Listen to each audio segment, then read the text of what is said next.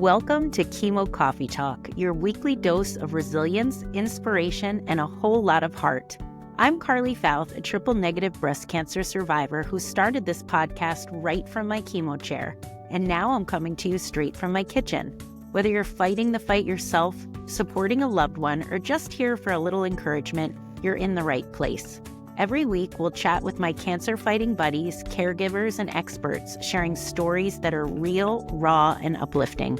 So grab your favorite mug, brew up some resilience, and let's dive into a conversation filled with humor, hope, and the unstoppable human spirit.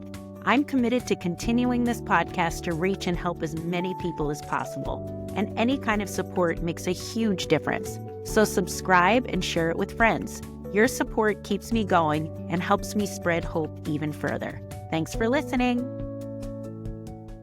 I am so excited to share today's interview with you all. I am talking to Charlie Engle. He is a ultramarathoner, but that doesn't even seem to describe him properly. You can Google him. I can also tell you that he ran the Sahara Desert, and it was made into a film that Matt Damon narrates. So that is just one of the things that he has done. He's a recovering drug and alcohol addict, and he did spend time in prison as well. He found running, and that completely changed his life. So what I love about today's interview is that he really talks about how the lessons he has learned from running has helped him in his role as a caregiver for his wife who was on her own cancer journey. So this interview is great for anyone, obviously, who is in a caregiver situation, but please don't let it stop you from listening if you are not a caregiver for a cancer patient.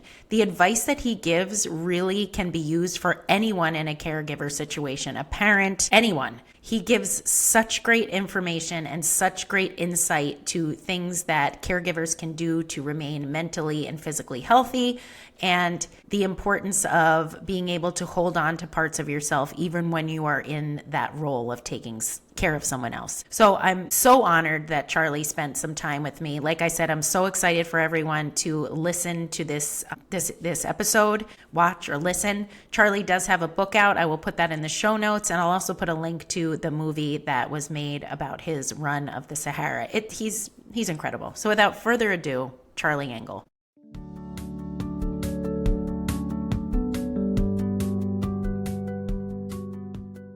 Welcome to another episode of Chemo Coffee Talk. I am very excited to be speaking with Charlie Engle today. He's going to be talking to us about the caregiver aspect of a cancer journey. But before we even get into that, first of all, welcome, Charlie, to Chemo Coffee Talk. Thank you, Carly. It's very easy to remember your name, too, because we're Charlie. so I even have a couple of passwords that, I shouldn't put this out there, that have your name instead of mine because I misspelled them to begin with. So. Well, you know what? I should probably adopt Charlie as mine, so maybe we can have that in common. So thank you for being here. Charlie and I have just met through my brother, who is pretty good friends with Charlie.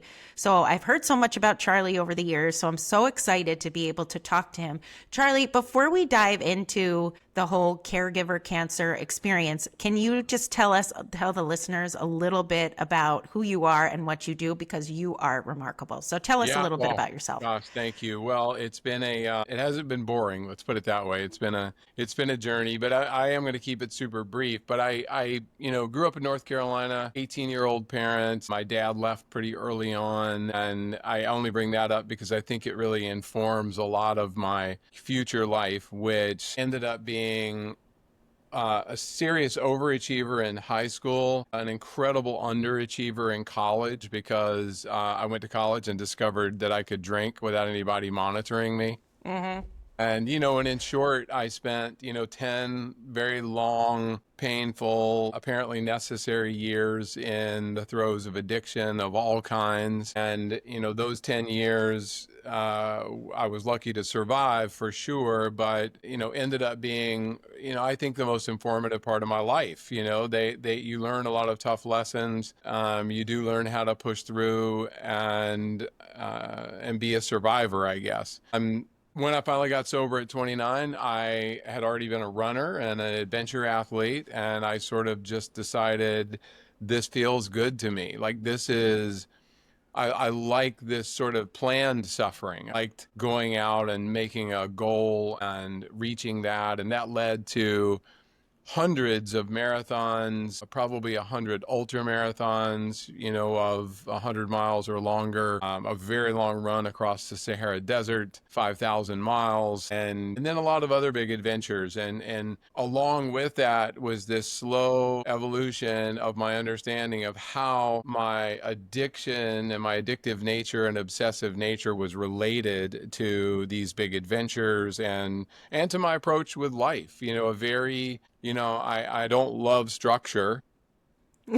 I like freedom of making choices, but with that also comes a lot of insecurity and uncertainty. So through these years, I've been able to sort of adapt and overcome, but not in an overpowering way, in hopefully a thoughtful way that has allowed me to shift from like needing to do these big adventures to prove myself to the world to still wanting to do these big adventures because it really feeds who I am and what I love to do. If nobody's watching, I still want to do it. Yeah. So, and in short, I mean, that's a journey. I married Astacianna and I. It's our second marriage, both of us, and we got married a little over 11 years ago. And going into the marriage, she was very honest with me about her health history, and she had lymphoma when she was 7, when she was 15, and when she was 29. And I met her when she was mid 30s, and understood that there was probably even more than a risk. There was a great likelihood that this might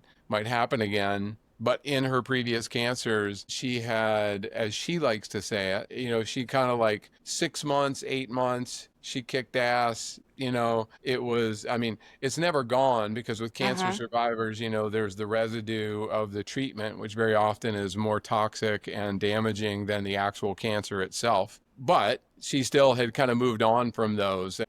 As you're aware, this one is a little bit different. So Yeah. that's kind of where we are today. Yeah, and I think the reason why I wanted to talk to you, obviously, I've always wanted to meet you, but I also think I want to talk to you a little bit about your experience as an endurance athlete and how that approach has played into caregiving for your wife during her cancer journey. Because I actually just got off the phone with her. We just had a nice little chat and she explained a little bit about what she's been through, what she's up against. So how do you think that endurance athlete mindset has played a role in your Oh caregiving? man, it's a great question, Carly. And it really is like, it actually has played a role in both my approach and my wife's. And it relates to addiction recovery. Everybody knows the old saying, one day at a time, right? So that's cliches are cliches for a reason. They actually can give us comfort. They're usually very wise in the Hmm. knowledge that they're throwing down. Uh, and in recovery, of course, I learned this mantra of one day at a time, sometimes 1 minute at a time. In my big expeditions, the Sahara, for example, I ran 2 marathons a day every day for 111 consecutive days. I can't even And wrap my brain around that. But go hey, ahead. nobody ever said I was smart. But very, very often, this idea of just run the miles that are right in front of you. Like the stress of being on day 8, it's 140 degrees ground temperature. We're lost. There's a sandstorm. Like the wheels are coming off, and there's this recognition that we still have 95% of Mm. this expedition left to do. The easy thing to do would be to panic and say, "Oh my God, we're not going to make it." What I learned through recovery and through a lot of hard physical work and truly hitting bottom in so many different ways, those are just moments. Those are just tiny moments that will pass if you let them. If you don't give them too much power, too much energy, that moment will pass. And, in running, because it's an easier way to make the analogy, like when you're at rock bottom, you can't possibly go any farther. It's okay. I need to sit down for a minute. I need to eat 1,000 calories. I need to drink 3 drinks. I need to walk for 10 minutes. And I'm going to take my pain from a 10 to an 8, which still hurts. Yeah, It still yeah. sucks. but that 8 allows you to keep moving. And I think that caregiving is really similar in a lot of ways, because there are moments, I mean, I'm not going to do it because I'd be horrified if I panned this camera around and you saw the condition of the room I'm sitting in right now, because it's sort of my office, but it's also become a catch-all for just like, I'll deal with this later. I'll deal with this later. Because that's what being a caretaker is very often. Like, Mm-hmm. you deal with the things that are right in front of you, that Mm-hmm. are important, that are kind of on fire, and you set aside a lot of the other things. And I think that I've learned not to panic. It's sort of it's what I tell my crew. Like, if we're going on a big adventure, there's only one rule. Everything is going to go wrong on this adventure. Mm-hmm. Everything. At some time or another. The only rule is you're not allowed to panic. Like, we can all see that, like, the car just caught on fire. It's like, you don't need to like scream it and yell and get everybody all freaked out. It's just like, it's what are we going to do about this? Not, oh my God, we're so screwed. I love that. And I think that's true for a caregiver, and it's true for a mom or a dad dealing with a kid. Like, I think that's such great life advice. And I do think, as an athlete myself, that, and I've never done anything like you've done, but that's how I speak to my students as well when I'm teaching fitness classes, is that the fitness experience is such an analogy for life, and you can pull so much through it. And you don't have to be running the Sahara, which is like, I still can't wrap my brain around it, but it could be something, whatever that is to you. It's important to learn from those experiences. I'm curious because you've been up against, I mean, extreme challenges in what you do, what has been some of the most unexpected challenges or lessons you've encountered in your role as a caregiver? Easily, actually, the answer just like popped right into my head, and I need to think how to phrase it. When Astacianna got cancer this time, she was 37 years old. She's younger than I am, so she's 46 now. So we're 9 years into this. And for the first, I don't know, 4 or 5 years, it was, well, for the first year, it was like, oh my God, this sucks, but like, let's kick some ass. Like, I got you. And we're, every single thing we're doing, and doctors and just all the stuff that everybody knows. As it continued on, and one problem would get solved and two more would pop up, and some of them are because of past treatments. I'll let her someday tell her own story about her cancer journey, but like, like many people who survive cancer, she absolutely had like no chance of survival Mm-hmm. and her Mm-hmm. earlier cancers. This is a lymphoma. They've all been lymphomas, Hodgkin's or non-Hodgkin's. So I know more about, I barely understood the word cancer, like Yeah. when she and I got married. So this is not, I don't consider myself being like born to be a caretaker. Mm-hmm. And I think the thing is the shift from, here's all the things we're still going to do when you get well, because that's the focus. That's her focus early Mm-hmm. on. After all these years, and in the middle there somewhere, I understood that for me as a caregiver, if I was going to survive this myself, that I needed to shift my thinking not to when she gets healthy, but how do we survive today? Because we got married and we had 3 glorious years of travel and climbing and running and adventuring and going to other countries and doing the things that we thought we would spend a lifetime doing. I'm not saying some of those things won't happen again in the future, but it's very unlikely given Mm-hmm. the nature of some of the things that have happened to her body through this process. So we're no longer, we in all likelihood don't get to do those things in the future. I had to learn how to love her in a whole different way. I loved her, of course, to my Yeah. core. She's my person, but you also really there's this whole suite of things that we do together. That's the things we love, and they make us happy. We're out in nature and we're camping and we're running and we're doing, those are our happy things. Now we are, 90% of the time, she's in the house, and Mm-hmm. our lives together are in this house. So figuring out, how do you have a relationship and still be in love and still find hope not for being able to go off and do big adventures, but creating big adventures where you are, and it just looks completely different. So I think that's been the hardest part. I'm not even sure if that was the question, but that's been No, it the was. And that was a beautifully stated response, like beautifully honest, because I think that you are. I've never heard it said as nicely as you just said it, but I think that there are a lot of people that can relate to exactly what you're saying. It's just that you have to reframe where you are in your life. And again, it goes back to what you said when you were running is you just take the miles in front of you, like you take the day. And I think that's one of, I mean, if you reframe it, that is a gift. I feel like that was a little hard for me too. It's a little scary to be not to put so much emphasis on the future and just to focus on where I am at today. But now that I've gotten used to it, I feel like it's actually helped my anxiety because I don't allow myself to go into the what if. I mean, sometimes I do, but for the most part, I can stay steady when I just think of the 24 hours.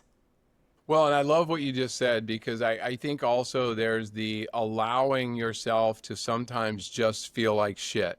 Mm-hmm. And I mean, every once in a while, doesn't happen very often, I'm happy to say, but my wife and I can kind of both feel it coming. Like there'll be a day where I just need to take myself to bed. I need to sleep. I need to rest. I need to recharge. And like, it's not that she's incapable of, walking to the refrigerator and opening it. So I'm not worried about her like starving while I'm, napping or something, but allowing myself without guilt or shame or anything to be able to do that is super important. Yeah, and then I mean, look, it would be so disingenuous of me to not acknowledge the guilty thoughts that flow through a caregiver's head. You can't help but fantasize once in a while about not being in this situation. Mm-hmm. Like, and you feel stuck. And like, I am a big believer in allowing myself to acknowledge those thoughts and feelings sometimes, and even to have a conversation with Astacianna about it where it's not a guilt and shame conversation. It's an acknowledgement of this is freaking hard. And, a lot of times a lot of times it's not hard. It is our normal. And we just, we do our thing. Like we have our ways and she has good days and bad days. And the main thing that I've tried to do is always be ready for a good day, Yeah. and like not to expect them all to be bad, but like be ready. And I mean, I'm gonna way oversay something, and this is for couples, Yeah. who that's the relationship. But like, if she feels good and that means intimacy, like it doesn't matter if I'm tired or like whatever. I want to find, that part of me that is able to switch gears from I'm in the middle of cleaning the kitchen or doing laundry or whatever it might be to like, yes, Yep. let's get this time together because that's the part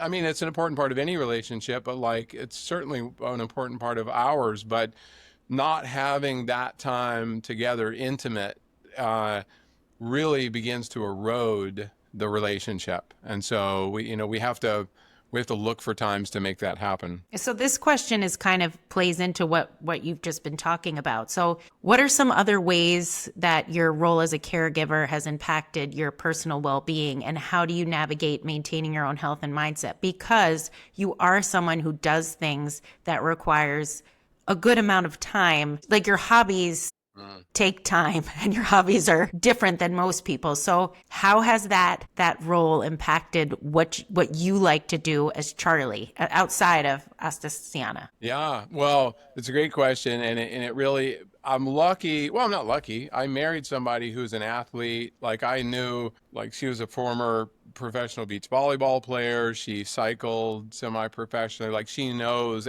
great athlete, better athlete by far than me. Like just all around, like movement, jumping, whatever. I'm pretty like straight ahead, plow forward on my bike or on my feet or whatever. And so the encouragement and understanding on her part that I need to go out and run. I don't just want to. Like I don't just want to go get some exercise. If I'm not exercising, I'm actually incapable of caring for her. It's really not more complicated. So it's in her best interest to not only encourage me, but sometimes shove me out the door. And we live in a house together where we're here most of the time. So it's also like healthy for both of us to like not have me here every minute. And I need, you know what? It's almost like parenting. And I tell parents this all the time. Just because you have kids doesn't mean you have given up your entire life and all the dreams you ever had. Like, and I mean, I'm not ever telling anybody else how to parent, but the best example in my view that I ever gave my kids was me going off and running the Sahara or going and doing this thing because they understood dad has a life. Like there's things he still wants to accomplish. There's stuff he wants to do, and we are hugely important in his life. You know, I'd do anything for them, but unless it's absolutely necessary, I'm not going to give everything up that I love to do, because what example does that set? You know, for them too. Like, it's important that we as parents go out and actually pursue our dreams. Don't just wait until they're adults and then resume your life of wanting to. And I think caregiving is very much the same. You know, Astacianna doesn't want me to put everything aside and not have these dreams of doing more adventures. And the other smart thing that we do together is she's a genius with like GIS mapping on the computer. So when I'm planning the next adventure, in 2019, I went from the lowest point in Africa, which is in Djibouti, to the top of Kilimanjaro. So I crossed Djibouti and Ethiopia and Kenya and Tanzania and up to the top of Kilimanjaro. And it's like 2,500 miles. She planned every, you know, minute detail of the logistics, all the way down to finding me crew people and vehicles in those different countries. So the point's obvious, is like she wants to be involved and she'd rather be there with me, but this is her way of helping me and, you know, creating something that we are actually doing together. I love that, because that plays right into what you said, is accepting where you're at and making the most of it and still trying to find ways to connect like you used to, but maybe in a different way. So that takes a lot of mental strength on her part and on your part as well, to be open to that kind of switch in the relationship. It's not ideal, but it's making the best of the situation. It's making lemonade with rotten lemons, which is Yeah. what I think of all the time. And now I want some lemonade. But so you've given so many tips, and everything you've said has just resonated with me so much. And I'm sure it's resonated with so many of our listeners. What is, like, if you had to think of one piece of advice that you'd offer to someone finding themselves in the role of a caregiver for a loved one with cancer, what would the single thing, the most important thing be? There's absolutely no doubt in my mind that it is, well, I'm gonna give two answers, and they're both similar to what I've said before. But number one is the hardest moments will always pass if we let them. Like, it is about conflating a single hard moment into, and again, I love the analogy of running. Like, if I'm at mile, 40 of a 100-miler and the wheels have come off completely and I'm falling apart, my brain says, oh my God, I have 60 miles to go. Like, that's the mentality. That's how we view life very often. It's like, I can't keep doing this for this infinite period of time. In fact, I only have 2 miles to the next aid station. And if I can just get there, find my footing, take a break, like that I think is the key thing that has kept me sane through this whole process, is taking the hardest moments and not making a big deal out of them. And then the other part is finding things that bring you joy. And I know that's cliche and trite, but make them big things. This isn't just about like trying to get yourself a massage once a month. I mean, that's all well and good, but like, eliminate the guilt and the shame of like planning other things, and like, whatever it might be. We all know that someone with long-term cancer, like my wife, we don't talk about survival. That's not a thing that we talk about. It's not denial that we don't talk about it. It just, there's really not a point in talking about it, because it's unknown. Like, things could take a turn for the worse or the better. This may go on for 20 years. I mean, we don't know. So the only thing we can do is focus on like right now, and don't live it in fear though. No, don't spend the days in fear of, oh my gosh, I need to do this because what if she's not here a month from now, a year from now, 10 years from now, whatever it is. Like that's no way to go through life. And I guess I also have a third one. Ask for help. It's the hardest thing to do. Even if all it is calling your best friend and bitching about your situation. There's got to be one person in your life that guilt-free you can call and say, this sucks. Today, this sucks. There's so many great things about my life, but right now, this minute, I don't want to be in this situation. And to be able to say that kind of thing out loud, because anybody that says they don't ever have that feeling once in a while is I just don't find that plausible. And so just have that one, and I've got a couple actually that I can call, and he knows already just by the tone of my voice. He's like, ooh, one of those days, huh? I'm like, man, how did I get here? It's a good friend. How did I get here? Like, how did I get here? Married to this gorgeous, amazing, powerful woman who, is just trying her best to survive. And so I think it's cutting ourselves some slack also that for having thoughts that aren't always kind and generous. And then, then you just get up again the next day and you do it all do over. it again. Yeah. You have your answers. This is such I don't even know how to describe a profound interview. I feel like I've gotten so many nuggets from you, just obviously how to be a caregiver, but even just how to be better as a mom dealing with the things my kids are going through or the rest of my family's going through. I just think it's remarkable. I think when you speak, you can tell that you have a lot of experience. And I just love how you are able to pull your athletic endeavors and what you've learned from that into how you live your everyday life, because that's my platform, is just really helping people connect to fitness or movement. And like I said before, you can learn so much from it that you can apply to your everyday life. So I don't think you'd be the same person if you weren't out doing these crazy things that most people can't even wrap their brain around like me. But I just think you are a remarkable athlete, but you're just a remarkable human being. What you've been up against and how you live your life is a true example for the rest of us. So thank you. Thanks for the kind words and for allowing me. You can tell I like to talk. So it's no, you're fun to talk to. Well, it's cathartic too. Like for both sides, it is sometimes. And again, I know we're wrapping here, but like caregivers, often you're sort of talking to just this one person in your life, and you forget how important it is to just have conversations with other people. Yeah, and it's a way your experience that you're going through, as hard as it is, like one of the blessings of it, or however you want to say it, is that it gives you the ability to relate to other people and to try to help others, if that's the silver lining, just to be there. If one person listening to this has a better day, or you change their mindset, like what could be better as a human being than helping someone through a tough time? That's what we're here. That's what we're here for. And the recognition that my first sponsor in AA 32 years ago taught me this one little line, which is just very simple: to keep it, you have to give it away. And whatever that is in your life, whatever your gift is, coaching, teaching, singing, art, listening, giving that away freely to somebody else without like some expectation of a return on it, because that is the return. You get that. You get so much more in return when you do that. Great point. We'll end it there because I don't think you can say anything better than that. That's amazing. Thank you for joining me, Charlie. My pleasure.